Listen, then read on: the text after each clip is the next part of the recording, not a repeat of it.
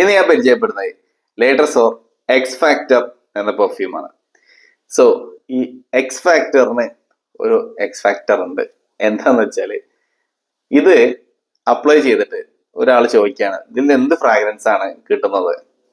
ഇതിൽ ഫ്രഷ്നെസ് ഉണ്ട്, സ്വീറ്റ്നെസ് ഉണ്ട്, വുഡി നോട്ട്സ് ഉണ്ട്, സ്പൈസി നോട്ട്സ് ഉണ്ട്, എല്ലാം കൂടി ചേർന്നിട്ടുള്ള ഒരു ഫ്രാഗ്രൻസ്. ഇത് ഡേവിഡ് ബെക്കാം എസെൻസ് പെർഫ്യൂമിന്റെ ഒരു ഇൻസ്പയർഡ് വേർഷനാണ്. അപ്പൊ ഇതിന്റെ ഓപ്പണിംഗിൽ നമുക്ക് ഇതിൽ ഫ്രഷ്നെസ് കിട്ടുന്നുണ്ട്. നല്ല ബ്യൂട്ടിഫുൾ ആയിട്ടുള്ള ഫ്രാഗ്രൻസ് കൂടിയാണ്. ഓൾ ഒക്കേഷൻസിലേക്കൊക്കെ അപ്ലൈ ചെയ്യാൻ പറ്റിയതാട്ടോ. ഒരു ഫ്രഷ്നെസ്, അതിന്റെ കൂടെ തന്നെ ഒരു സ്വീറ്റ്നെസ്, അങ്ങനെയാണ് ഇതിന്റെ ഓപ്പണിംഗ് ഉള്ളത്.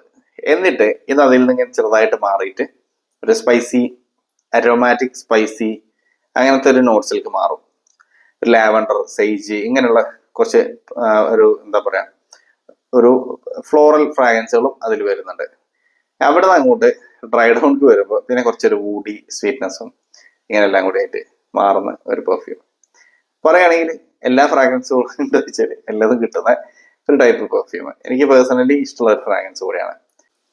അപ്പൊ അങ്ങനെയാണ് ഇതിന്റെ ഫ്രാഗ്രൻസ് ഉള്ളത്. ഇതിന്റെ പെർഫോമൻസ് പറയുകയാണെങ്കിൽ ഇതിന്റെ 2+ hours പ്രൊജക്ട് ചെയ്യും. അവിടെ നമുക്കൊരു 6+ hours ലോഞ്ചിവിറ്റി ഉണ്ട്.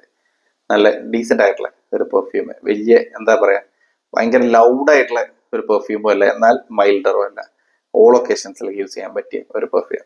യൂണിസെക്സ് ആയിട്ട് യൂസ് ചെയ്യുന്നതുകൊണ്ടും പ്രശ്നങ്ങളൊന്നുമില്ല. അങ്ങനെ നല്ലൊരു വൈബ് തരുന്ന ഒരു പെർഫ്യൂം. ഇത് വാങ്ങിച്ച മിക്ക ആൾക്കാർക്കും ഉള്ളൊരു അഭിപ്രായം ഇത് നല്ലോണം നിൽക്കുന്നുണ്ട് എന്നുള്ളതാണ്. എൻ്റെ ഒരു എക്സ്പീരിയൻസിൽ ഇത് 6+ hours ഒക്കെ ലോഞ്ചിവിറ്റി തരുന്നുണ്ട്. അതിൽ കൂടുതൽ കിട്ടിയിട്ടുണ്ട് എന്ന് പറഞ്ഞ ആൾക്കാരുണ്ട്.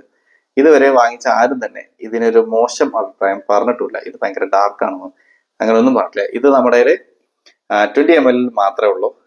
8 ml അടുത്ത് തന്നെ ഇൻട്രൊഡ്യൂസ് ചെയ്യും. വാങ്ങിക്കാനുള്ള ഡീറ്റെയിൽസ് ഡിസ്ക്രിപ്ഷനിലുണ്ട്.